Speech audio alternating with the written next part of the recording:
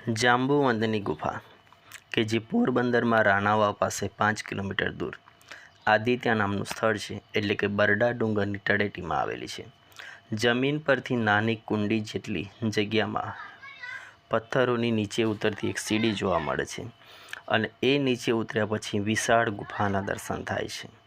આ ગુફાનું નામ જાંબુવંત રીછ ઉપરથી પડ્યું હોય તેવું કહેવામાં આવે છે કે જે શિવના પરમ ઉપાસક હતા અને અહીં પાતાળેશ્વર મહાદેવનું એક મુખ્ય કુદરતી જલાભિષેક થતું મંદિર આવેલું છે.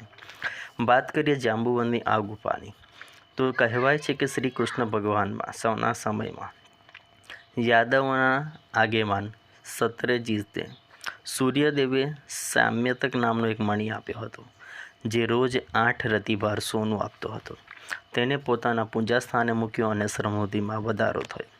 એક સમયે શ્રી કૃષ્ણએ કહ્યું કે આ મણિ સત્રજીત મથુરાના રાજા ઉગ્રસેનને આપવા માટે કહ્યું, પરંતુ તે ન માન્યો.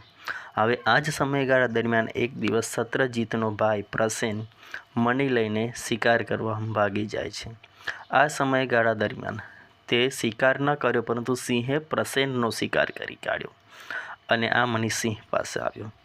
પછી આ સિંહનો શિકાર કરતા સિંહ રાજા જાંબુવંત પાસે આ મણિ આવી અને ત્યાર પછી આ મણિ જાંબુવંત પાસે હતી.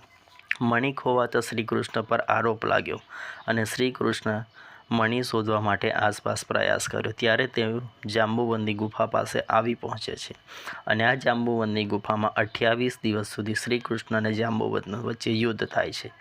છેલ્લે જાંબુવંત શ્રી કૃષ્ણના યુદ્ધથી પ્રભાવિત થઈને પોતાની પાસે રહેલો સામ્યક નામનો મણિ શ્રી કૃષ્ણને પરત કરે છે અને પુત્રી જાંબુવતીને કૃષ્ણ સાથે પરણાવે છે, કે જે કૃષ્ણની 8 પટરાણીમાં ત્રીજી હતી. આમ જોવા જઈએ તો આ એક ગુફા જે સતયુગ અને ત્રેતાયુગ સાથે સંકળાયેલી છે. અહીં પાણીના ટીપાં ટપકવાથી શિવલિંગની રચના થાય છે.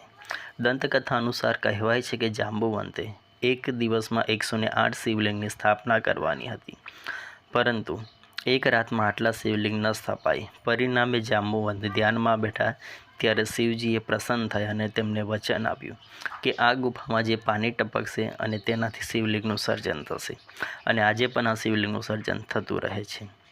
રામાયણમાં જાંબુવંત સતયુગ સાથે સંકળાયેલા હતા અને શ્રી કૃષ્ણ સાથે ત્રેતાયુગમાં પણ સંકળાયેલા જોવા મળે છે. જાંબુવંતનો જન્મ કેવી રીતે થયો, તો કે તેમના પિતા બ્રહ્મા તરીકે ઓળખવામાં આવે છે અને તેમને રાવણ વચ્ચે યુદ્ધ થયું, એટલે કે રાવણ સાથેના યુદ્ધમાં રામને મદદ કરવા માટે તેમની રચના કરી હોય તેવું કહેવામાં આવે છે. આમ જાંબુવંતની ગુફા એક વિશિષ્ટ પ્રકારનો પ્રાચીન પૌરાણિક ઇતિહાસ ધરાવે છે. વૈજ્ઞાનિકોના સંશોધન અનુસાર અહીં જે ગુફામાં પાણી ટપકે છે તેમાં ચૂનાનો પદાર્થ જોવા મળે છે, એટલે કે સતત આ પાણી ટપકવાથી ચૂનાના પદાર્થો એકત્રિત થાય છે અને તેમાંથી શિવલિંગની રચના થાય છે. આમ આ શિવલિંગની રચના સ્વયંભૂ થતી હોય તેવું જોવા મળે છે અને આજના સમયમાં શ્રી કૃષ્ણ અને રામ સાથે સંકળાયેલો જાંબુવંતની ગુફામાં આસપાસના તેમજ દેશ વિદેશમાંથી ઘણા લોકો તેમની મુલાકાત લેવા આવે છે.